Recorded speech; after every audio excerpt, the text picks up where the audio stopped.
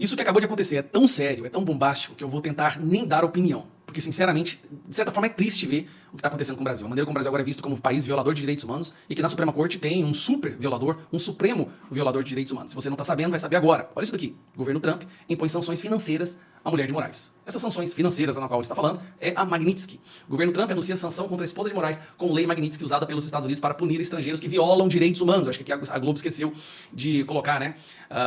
Econômicas a indivíduos acusados pela Casa Branca de violações graves contra direitos humanos e apelidado de pena de morte financeira. Essa pena, como vocês sabem, essa punição, essa sanção, foi primeiramente aplicada ao Alexandre de Moraes. Bom, constatou-se que o Alexandre de Moraes, a fonte de renda dele não é necessariamente o salário como ministro no STF, mas os proventos, né? A renda do escritório de advocacia, no qual ele é dono junto com a esposa dele, esqueci o nome dela, Viviane. Viviane.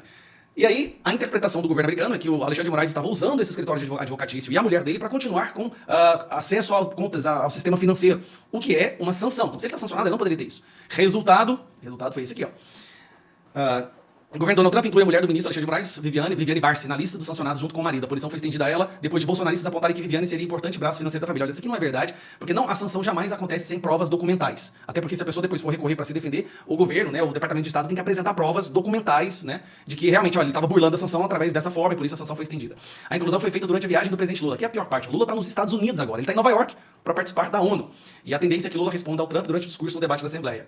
Nessa terça-feira, o Brasil é o primeiro a falar, segundo. Então vai ter um quebra-pau ali. O que você acha, hein? Lula vai falar em primeiro lugar, depois vai falar o Donald Trump.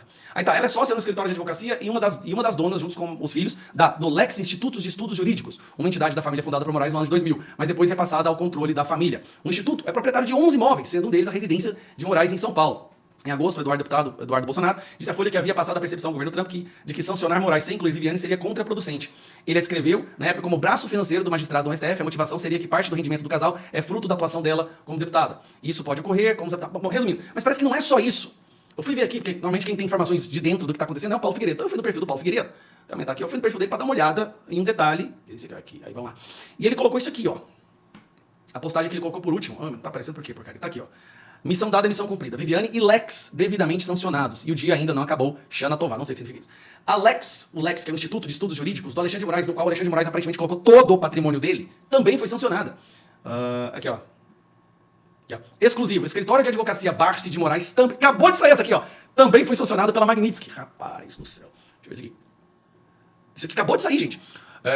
Uma coisa que a imprensa não percebeu ainda, o escritório Barsi de Moraes Advogados também foi sancionado hoje. Mesmo sem aparecer nominalmente na lista, isso acontece porque Viviane Barsi de Moraes foi sancionada sob a Global Magnitsky. Detém mais de 50% do escritório. Pela chamada 50% Rule do OFAC, qualquer entidade em que sancionados tenham participação agregada de 50% ou mais é automaticamente bloqueada.